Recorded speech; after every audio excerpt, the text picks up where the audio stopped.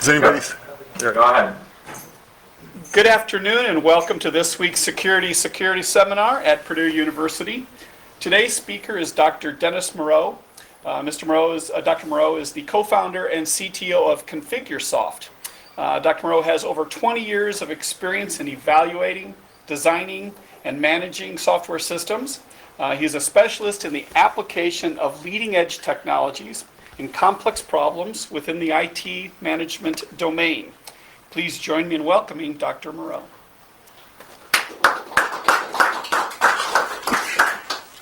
Thanks very much for inviting me to be here. Today we're going to be talking about some aspects of virtualization security and the characteristics not only unique to virtualization technologies, but unique to the ways that virtualization technologies allow environments to be managed and some of the things we have to consider with respect to security in that area. Just to facilitate doing that from the other side so I can see the same screen you guys see, I'm going to move this way.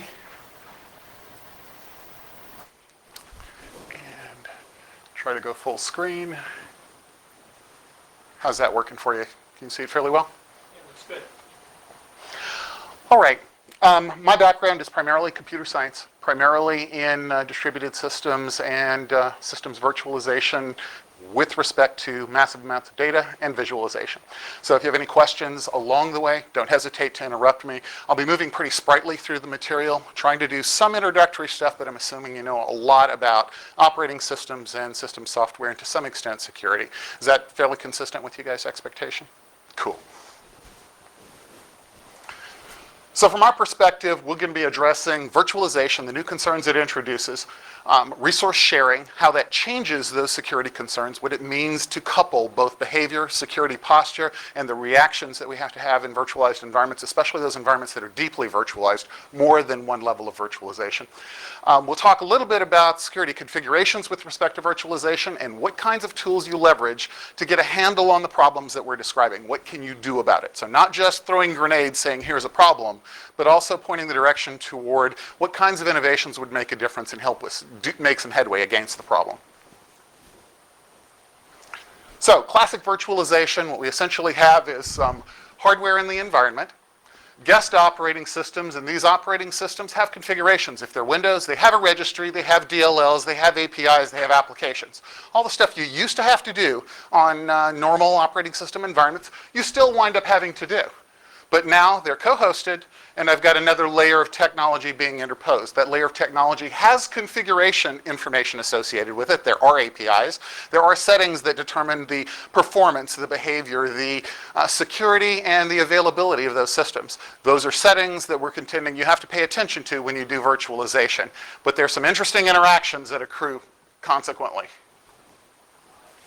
There's some good stuff that happens with respect to virtualization. If I virtualize my environment, I'm creating a level of abstraction and normalizing interfaces that my operating systems have to see. That means I have less diversity.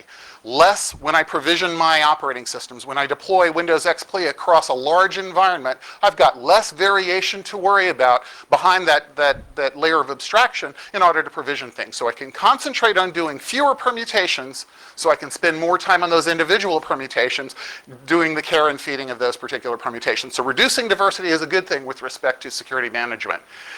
We get some degree of sandboxing. There's some degree of insulation associated with virtualization. It can prevent some sorts of exposure. It certainly isolates guests to some extent from other guests and from the underlying hosting environment.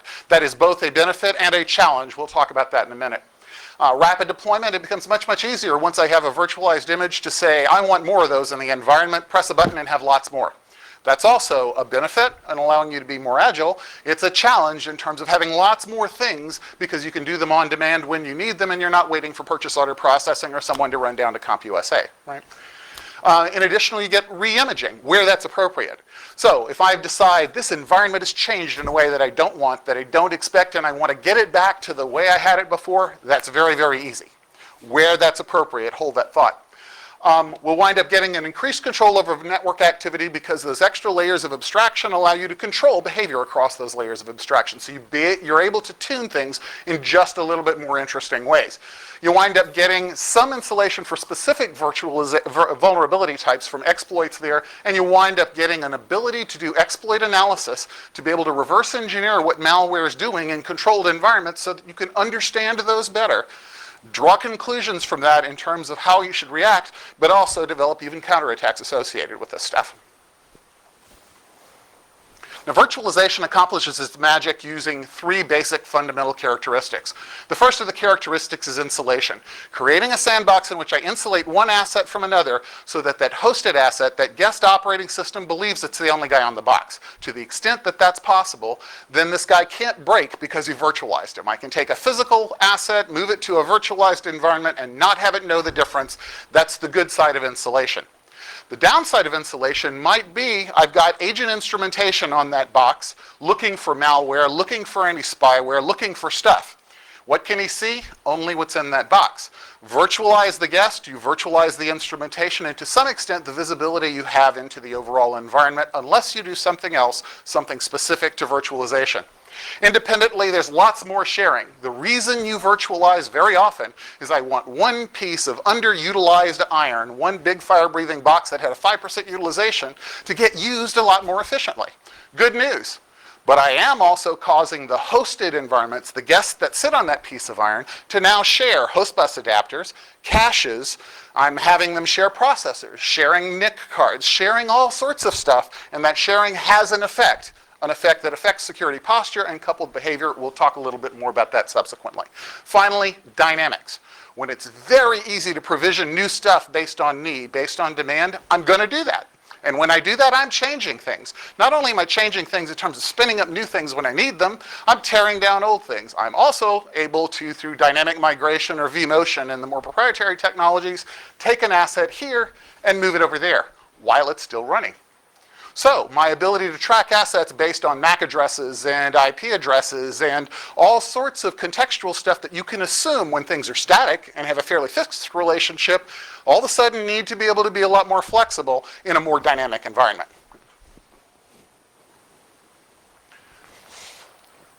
Virtualization infrastructure, the plumbing under it, never has been perfect. Very unlikely to be perfect. For example, here is CVE 2008-1944. So, serial number for vulnerability. It's in 2008. It's number 1944 for that year, right? And in this particular vulnerability, what we have is the possibility of executing arbitrary code in an underlying host from a guest. If I could exploit this vulnerability, and this one I believe is on Zen, right? I have a guest exploiting a vulnerability, taking over the underlying host. What's the implication of that? If I own the host, what happens to all those other guests? So did I just couple, to some extent, the security posture of all of those guests by simply co-hosting, right? And of course, you get from that all the affected platforms, which happen to be just about all of the Zens. More interestingly, coupling happens in the environment as well. Here we have the University of Michigan exploit, something that came out, I believe, also at the beginning of this year. And the idea here is that I've got an asset. I decide I'm going to dynamically migrate it from one host to another. And because I'm dynamically migrating it from one host to the other, if I insert a man in the middle, there's nothing keeping me from altering the bits in flight, so that the virtual machine that started here is not the virtual machine that's executing over there, right? All of a sudden, you see real impetus behind the recommendation that we isolate the vMotion or dynamic migration LAN from the transactional LAN, and we isolate that from the application-specific local area networks. All of a sudden, virtual machine hosting environments have lots of physical NICs or lots of VPN configuration to separate network traffic so that it's not very easy to get exposure to the ability to do this, right? We'll go into a little more detail subsequently. So the point, virtual infrastructure, whether it's at the application virtualization, the server virtualization, the storage virtualization, or the network virtualization level, has never been perfect in the past. It isn't perfect today, and it's very unlikely to be perfect into the future. What that means is that we have to pay attention to the controls with every new introduction of those layers of technology into the environment. We have to pay attention to security controls in particular, and almost all of those are articulated through APIs where we can get configuration settings about how are these things configured in the environment.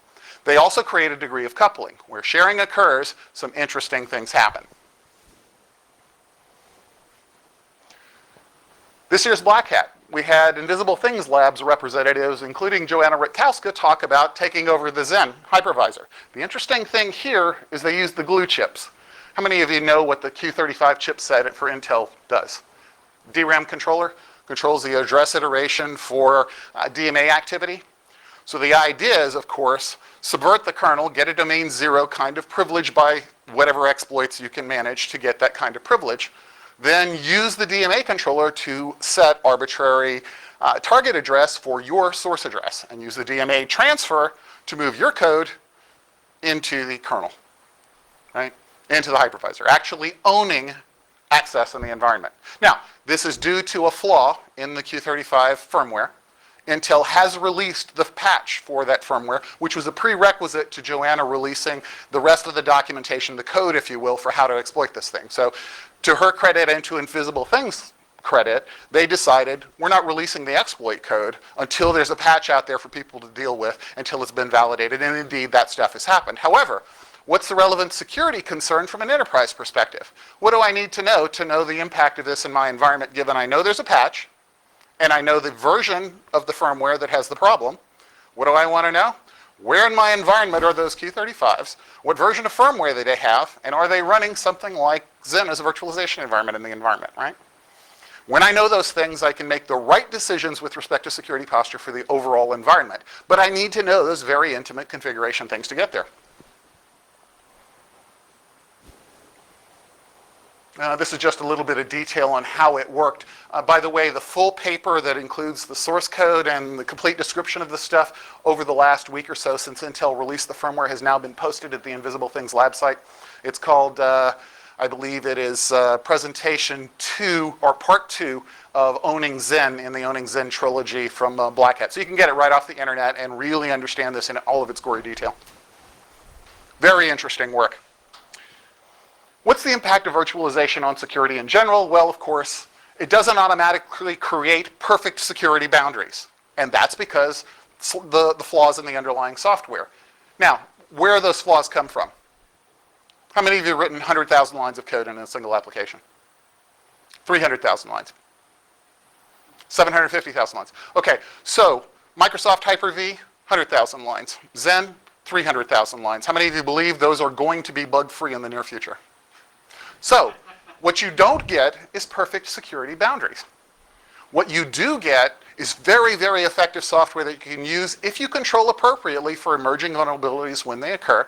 If you can put the right controls in place to deal with managing these assets, they deliver huge value. So you really want to do precisely that. The virtualization stack is a system. I have multiple virtualization levels. Nobody deploys server virtualization without also deploying storage virtualization. Why is that the case? When I vMotion an asset from here to here, does it need its file system? Oh yeah. So if I'm going to have the file system available when I vMotion this thing from one place to another, how nice to have an iSCSI-based SAN behind the scenes so that I can get at everything I need to get to. So I'm doing multiple layers of technology, all with their own configurations, all with their own vulnerabilities. I've got to manage this as a system. I cannot do the divide and conquer thing and manage each individual layer of technology in isolation. They aren't separable. They are actually indeed tightly coupled. Resource sharing in the stack creates some coupling and boundary conditions that we'll talk about in more detail, which is the primary focus of this presentation. And separately, virtualization security implies that you're going to be monitoring more controls, more layers of technology, and have more constraints than you ever had when you weren't virtualizing. Just the heads-up comparison, and we'll make that more clear. That is the point of this presentation. So if I haven't touched that base by the time this presentation is over, you really ought to let me have it. Server virtualization is not the only kind of virtualization. We talked about storage virtualization lightly, but basically the idea is this. We have servers, we have storage. We understand how to deal with this part of the network, which is the internet and the LAN in our environment. But the storage network on the flip side of the fence, almost every problem we've ever had on the internet side in terms of spoofing, in terms of being able to do buffer overflows, in terms of being able to do stuff to compromise environments, has an analog that exists on the storage side of the network. So if you get Duoveri's book on securing storage, you'll get to delve into WWN spoofing and mutual authentication from either end of a host bus adapter out to an iSCSI SAN and all the stuff behind the scene. The real issue is when I deploy a new level of technology, I am deploying interdependent infrastructure that has configurations and has vulnerabilities, and we have to do something about it to effectively get the value out of the environment. These are more of the vulnerabilities, and these are the ones that are articulated, for instance, in the reference. Himanshu's book is just absolutely great in that it identifies the vulnerabilities, demonstrates how you can demonstrate the vulnerabilities are there, exploits if you will, and what to do about them in some very interesting ways. On the SAN side of the fence, where you have essentially a storage area network attached through usually iSCSI or fiber channel of one kind or another to be able to connect things together, there's some interesting effects, but it applies specifically to the transport protocols themselves. So we're hearing best practices emerge that essentially mandate doing mutual authentication on either side of the connection, being able, in some cases, to do encryption on those things in order to connect the root of trust all the way from the spindle back to the TPM module on the server. There's even more recommendations that are emerging. Some of these are showing up in regulatory mandates. So the Defense Department has a complete STIG about how do I configure the SAN with the 32 high-level controls that are the minimum required to use SANs in their environment. So we're even seeing it in the regulatory space. Application virtualization is almost as interesting in that we have in that circumstance an attempt to avoid DLL hell and collisions into registry entries, right? So the idea is this. On my end unit, sandbox the registry, sandbox the file system, sandbox the things that normally might collide when I have two applications fighting each other for the same settings, and instead give each application the view that it's got its own set of configuration out there. Now that's great, but what does it mean when I audit this end unit, this workstation that's sitting here that now has virtualized applications in its environment? Well, how many registries do I have to pay attention to? I've got the one the operating system sees in terms of the settings that affect its behavior, performance, security, and availability, but I now have a different one that the application is paying attention to, and depending on which application namespace I log into, those settings for this guy's registry may look significantly different than these. Which do I audit? When I get the NIST, CIS, SANS, or CERT checklist and I start looking through these things, I actually have to look at this guy's with respect to application behavior and security, and this guy's with respect to the operating system, and if I have 6 applications, well, I've got to do it multiple times, right? So what happens in application virtualization is that we've split to some extent by sandboxing and insulating applications from each other. We're forcing ourselves to audit more permutations of the context, which we rely on to determine did we indeed do what we needed to do in terms of configuration. But it doesn't get much simpler when I use the thinner forms of virtualization. So if I'm doing desktop streaming and I've decided, oh, I want all the configuration back on the server where it can deal with it with more sanity, I still have a place where the guy's web surfing here. If a rootkit gets installed, it's going to be here. Well, what happens to screen scraping in that environment? How much of what I see on the screen do I want on an IRC channel? God knows. So the awareness in virtualization, the ability to pay attention to how virtualization is articulated and what dependencies show up in the environment, and more importantly, where are the locus of assessment that I have to pay attention to in order to determine do I have a compliant/secure configuration, becomes just a little more complex. And in fact, in this circumstance, where I detect the problem, that is, I might audit an environment, see that the configuration settings are in the wrong place. Do I want to change those settings out on the endpoints? No. The locus of detection and the locus of fix are in 2 different spaces now, right? So I have a little bit more complex management problem to pay attention to as well. Network virtualization also is within the scope of things. And the interesting thing here is that when I virtualize networks, one of the things I'm doing is giving each guest operating system a virtual NIC. Kind of cool, right? More than that, they run faster than any real NIC because I'm going over a bus to communicate between these 2 guys. Really cool. But what does that mean for my network-based intrusion detection and intrusion prevention systems? How much of the traffic between these 2 guests is this external guy going to see? Not a lot. Can I do something about that? Absolutely. I can take the code that's here and inject it into the stack here and essentially have my mal-traffic detector sit on the IP stack inside the virtualization host. Is that a great idea? Well, it's a good idea at least, right? But what does it mean? When I have anti-spyware and anti-malware engines distributed across my environment, what do I do every so often? Update signatures, right? Now, where do I have to update additional signatures on every host that now has a stack that either has a whitelist, a blacklist, or heuristics to determine malbehavior? I now have another update problem. All this says is that when I do deep virtualization, I have more to do in configuration security posture and configuration management than I ever had to do when I wasn't virtualizing, and it's part of the story, right? Let's skip through latent assets and provisioning and skip right on to the compelling issue here is that virtualization with the flaws that we've pointed out, and they're not really flaws that anybody else doesn't have. All large software systems have significant number of flaws. We're just going to recognize them as they emerge and need to do something about them. So this is nothing new. But the new values are, I get huge improvements in efficiency. I get one piece of iron that I'm managing and procuring. It's generating a certain amount of heat, and it's taking up a certain amount of floor space, and I'm getting more work out of it. Hallelujah, I'm going to do more of virtualization for that reason alone. I also get better agility because I can easily provision and re-provision environments. New business need shows up, I can be more responsive to it. New business problem shows up, I can address it more rapidly. I'm going to do it for that reason. Virtualization can deliver, doesn't inherently and automatically do it, but can deliver the same amount of work for less power because I'm getting this better efficiency, a greener sort of mechanism. And given that many, many corporations are running into the wall in terms of being able to get more power, more floor space, more air conditioning, they have a reason to virtualize to be able to get the headroom they need to be able to grow. Finally, virtualization still reduces cost. And what that means is with those compelling drivers, we're going to do virtualization. Fait accompli, it's going to happen, and it's going to happen aggressively. What we have to do is wrap our heads around the idea that we're going to do the work it takes to manage security in those environments despite the additional complexity. And we're going to. More than that, there's lots of very specific guidance to help us get started. Baseline, this is where you should start about this from very authoritative sources. In fact, let me emphasize, lots. So let's look at a couple of them. From Gartner, we have one of their original documents about what are the dimensions along which security changes when you do virtualization. The point's here not to know any of this stuff, just to know that Gartner made a statement, and it was pretty comprehensive. In fact, it was 17 pages and 6,483 words. Enterprise Management Associates followed on with a lot of the stuff from Andy Mann, and we wound up with more information in that environment.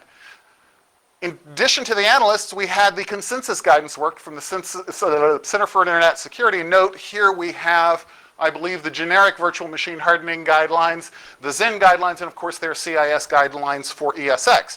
Those have since been updated for a new version of VMware, and we're going to see more stuff coming from them in terms of Zen as well. We'll even see some Hyper-V stuff as that stuff emerges. Note, very interestingly, we're getting a little bit further along in the process, and we get more participants, including the Defense Department. This is the Defense Department's guideline on virtualized storage configuration, just to give you some inkling about what some of those 32 high-level controls are in controlling storage area network configuration in those environments. We also get guidance from the Defense Department on configuring and managing a particular virtualization server, and look what just happened to the content size. 82 pages, 117 plus controls, and about 27,000 words worth of guidance, right? And this is to meet, of course, those requirements. We got information as well from the vendor as we've updated from them ESX 3.5 and ESXi, so we get additional guidance dealing with additional new features, new capabilities, new insights, and of course, new permutations of the platform, permutations that don't have a console operating system sitting on top of the virtualization environment. So we've seen the split between the hypervisor and the environment in which you get access to and manage the hypervisor. Interestingly, as the guidance from VMware came out, we began to see lots more diversity in what they were addressing. So we're seeing the guidance address not just how do I configure this hypervisor layer, but how do I configure all of the relationships between the hypervisor and Virtual Center and other hypervisors and all of the various consequences. So there's a realization that's emerging that the hypervisor operates in an environment where there's lots of interfaces, lots of interactions, lots of things to control, lots of things to pay attention to, lots of places to apply best practice configuration. Best practices, by the way, aren't adequate to getting to the point where you've done the job in terms of security. They simply articulate the things you can leverage, the things you can automate in order to free up the time so that you can do the rest of security, which goes everywhere from business risk and governance all the way down through organizational policy articulation and all of the security stuff that has to be done in order to complete the story. This simply takes some of the drudgery out by giving you a best practice place to point to so you don't have to reinvent the wheel every time anybody decides to embrace the technology. Big picture, well, we've got lots of guidance, as I suggested, from lots of sources about lots of things in virtualization. The good news is not where these guys are different.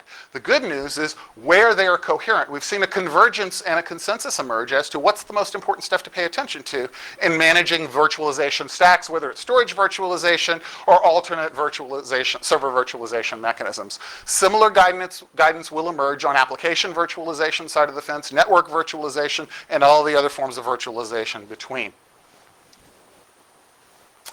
Let's talk about coupling. Coupling is the idea that when I start sharing resources of any kind, the assets that share the resource wind up coupling to some extent the security posture and the behavior of the assets. The next 4 examples are attempt to make that concept very, very concrete. The first is, of course, that I've got 3 different servers, and they have 3 different sets of memory, 3 different address spaces, and 3 different working sets in terms of the application running on them. How many of you are familiar with the concept of working set? What happens when the working set of an application exceeds the amount of physical memory that's there? Paging and swapping, right? Because the working set is the amount of memory I need to keep this thing running. When the physical memory is less, then I'm starting to reference outside of those pages, so I start causing page faults, right? So I start slowing things down, sometimes by a lot. But the good news in this environment is that that happens here. What do I affect? This guy. Nothing else is affected. Now, co-host those guys and virtualize them.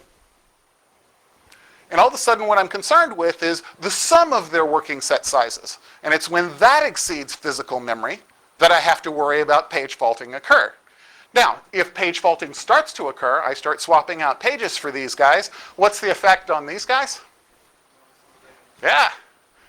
Now, suppose I take advantage of those features in a virtualization server environment that sandbox the memory. That says, okay, this guy's going to behave. He's never using more than 1 meg of memory. He's not using more than 2 meg, and he's not using more than 3, and together I've got 6 meg of memory on the system, right?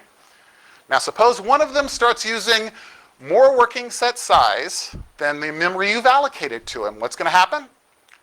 Page faults. So the host bus adapter is going to start getting loaded down with his page faults, and what does that mean for the I/O availability of these guys? Note the bowl of jello syndrome, where I push in the behavior and try to control it on one edge, it bulges out someplace else, right? Let's look at another example. This time, the host bus adapter, right? So we're looking at the other end of the system. We've got hosts, they have their host bus adapters, and those host bus adapters have cache. And they have cache, why? I'm reading sequential blocks of memory that are bigger than my ability to stash those into my variables in the program, right? What happens with the controller?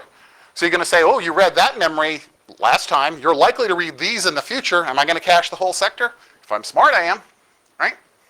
So they all have their own cache. If this one does Gaussian distributed access, this one does normal, and this one does sequential, the host bus adapters will use the cache for whatever access pattern these guys are exhibiting. Now, co-host them. They have virtual host bus adapters, but there's one real cache here.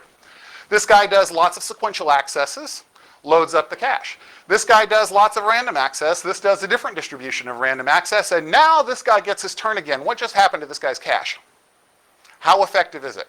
So if cache is important to the behavior of an application, I've just coupled the performance of these applications by co-hosting them. They shared a physical asset, hence their behavior was coupled, right? Now, is there something you can do about this? Oh, absolutely. Monitor the cache hit rates on these guys at the I/O driver interface, and I know, should I have co-hosted those guys? But what it means is when I decide to provision something onto a virtual environment, one of the things I want to know is there a coherent, is there a sensical co-hosting that can go on there based on the sharing of the assets? Power and HVAC coupling.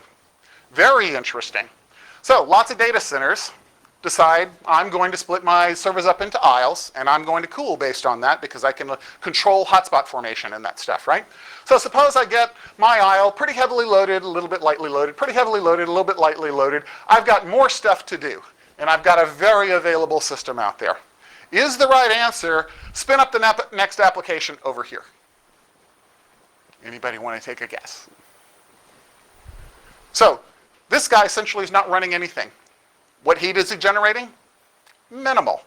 Processors can sleep, drives can spin down, heads can unaccess. I can power down parts of the air conditioning system. Put one application over here, and what just happened? I got to spin up enough to let the infrastructure spin up for that rack, at least the power conditioning system, and probably for some aspects of the rest of the rack, since my air conditioning is unlikely to be as granular as on a per rack basis. Unless I've got ducts for each rack in terms of being able to moderate flow, I've got a problem. More than that, air conditioning systems are very, very efficient near their peak operating load. Turn them back to 20% of that load and they get very, very inefficient. You start spending a lot more money for the per unit work that gets done. They're operating outside of their efficiency zone. So what do I do instead? I make very clear to myself that I understand where there are assets that are essentially unencumbered. And I try not to provision just one asset over there in terms of that one provisioning potentially triggering a whole lot of cost, right? Take, for example, ACPI and policy. There are APIs that allow applications to say, I can tolerate being power moderated in my environment, and other applications which may be very sensitive to latencies and amount of processor they get, and they can declare, I can't tolerate being power moderated. Do not use power management settings while I'm running on you. Now, I've got 9 applications sitting here. One of them declares I can't tolerate power moderation. What does that mean for the processing load for all of the others? The processor on which they're hosted, unless I've got a very decomposable power distribution scheme, split bus mechanism, or individual cores that can go to sleep individually on a die, right? Unless that happens, I wind up having this guy dictate the power policy for every last one of these. This processor, in general, is going to be running flat out, regardless of the power management settings these guys can tolerate. So the awareness of my application's ability to tolerate should tell me where I should provision this guy. You want all the guys that can't tolerate power moderation running in the same locus, right?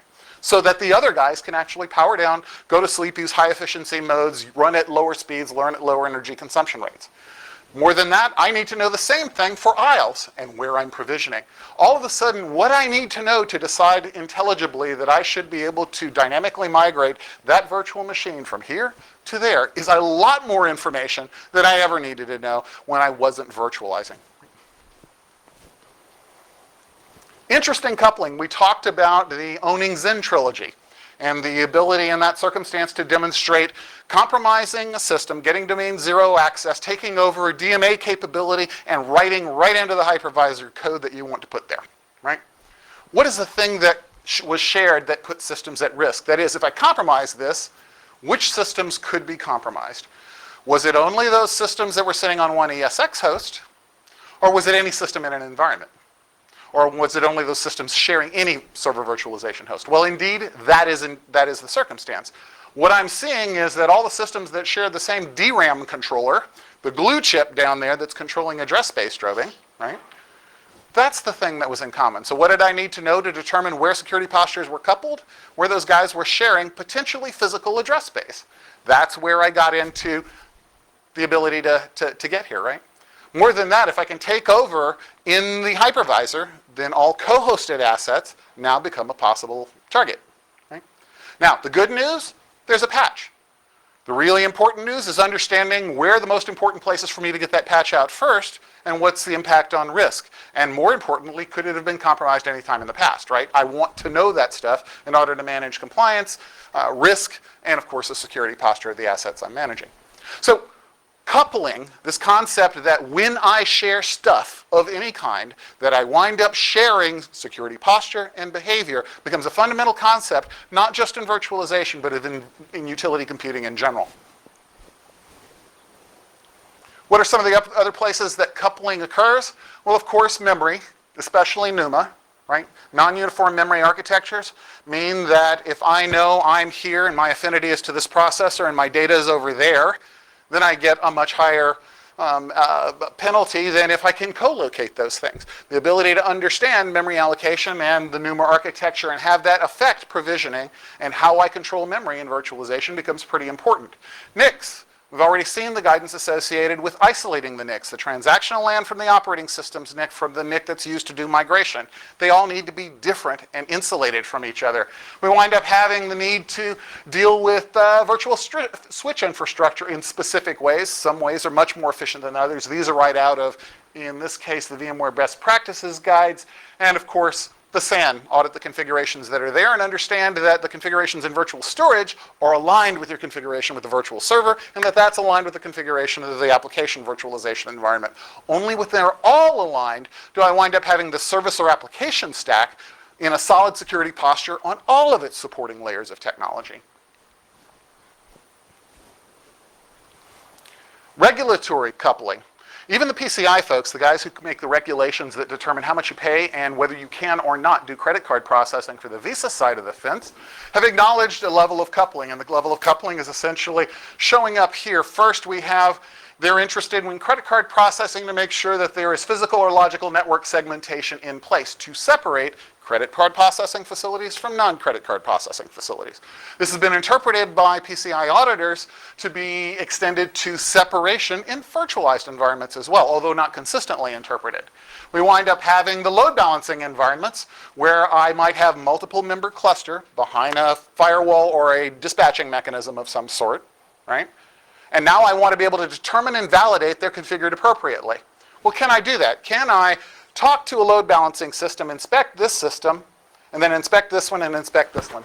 What happens? I do the first query, the load balancing system directs me to that server. I do the next query for the next registry entry, and it directs me to this server. I do the next query, and so all of a sudden I'm getting this distributed sampling across all of the members. That doesn't work. So what they require is that the customer provide an attestation that indeed those systems are synchronized, and whatever their configuration, they're all alike. It just sidesteps the problem so that it's the customer's responsibility to audit things that are part of a load balancing firewall distribution mechanism. So we wind up seeing that the regulatory guidance, the regulatory mandates, are actually having to make provision for the sharing of infrastructure and the impact on that on both visibility and coupling of security postures.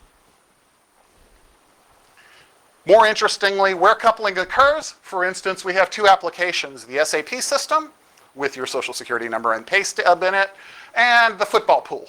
Right? The football pool, how aggressively am I going to patch that? Not real aggressively. How aggressively am I going to patch the SAP system? It's mission critical. I'm going to spend what it takes to get it secured. Now, they share here the storage area network. If one's going to get compromised, which one's it going to be? The football pool. Suppose it does. And it takes over the virtual hosting environment, controls the host bus adapter, executes a WWN spoofing attack, and redirects the SAN traffic to an IRC channel out on the internet. And at the same time copies all the traffic back here so nobody knows that that just happened. Note that what just happened, by sharing just at one layer in an application stack, I have coupled the security postures of two applications, the football pool and the SAP system. Not something you always want to be happening without you being aware of it and without you putting appropriate controls in place.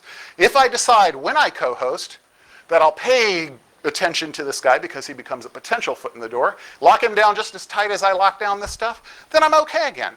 All of the objections that we've raised are things you can do something about. You just have to recognize them and do something about them, right? You are paying attention to a level of control that you didn't have to do in non-virtualized environments. But how much time do we have left?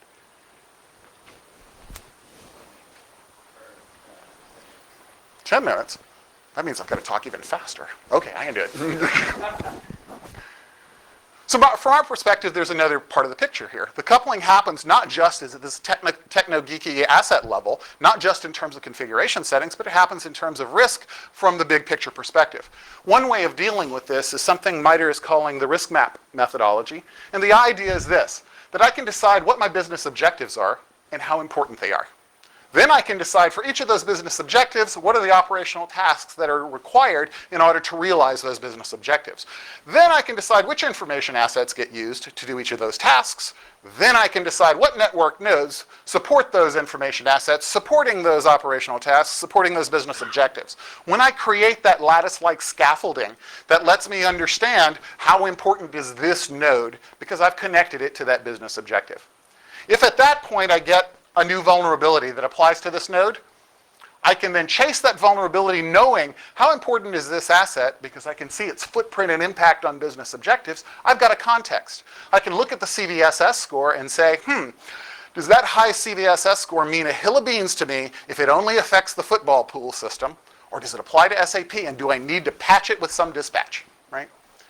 Only by understanding this lens, which focuses an understanding of priority and impact on the business, can you decide in a really risk-managed way which things ought I do first. You can't determine that down here at the asset level, where all I know is the configuration of the asset, the threats against it, and the potential risk score for it. That tells me nothing of the significance of that asset.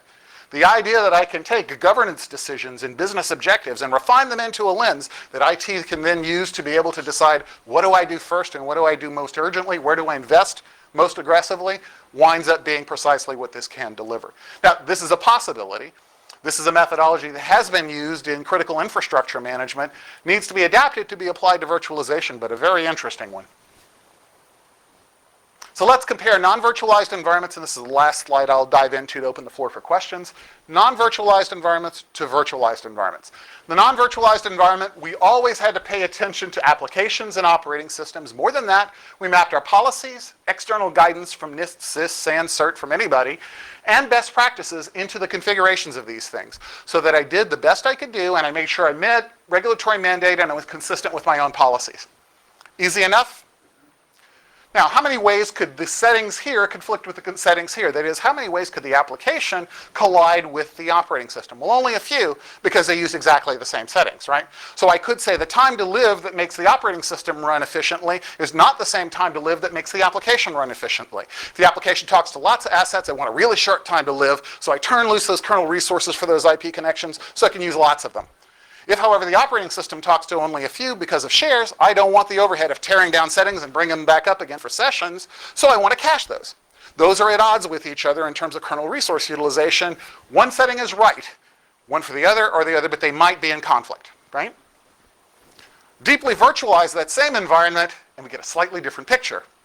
Now I've got to map policy, external guidance, and best practices into all these levels of technology, all of which happen at different sorts of APIs with different settings, all of which have to realize a particular policy and set of perspective on this stuff, right? But ask the question, how can they interfere with each other? And I got a nice little combinatoric explosion out here, right? Because I can say, turn on full disk encryption here and affect service levels up there, if there is a penalty for doing full disk encryption. Right? I can decide that I'm going to take my virtualization server and I'm going to implement a policy that partitions where I provision things, and that will affect the resources available to the web services environment that's going to be there.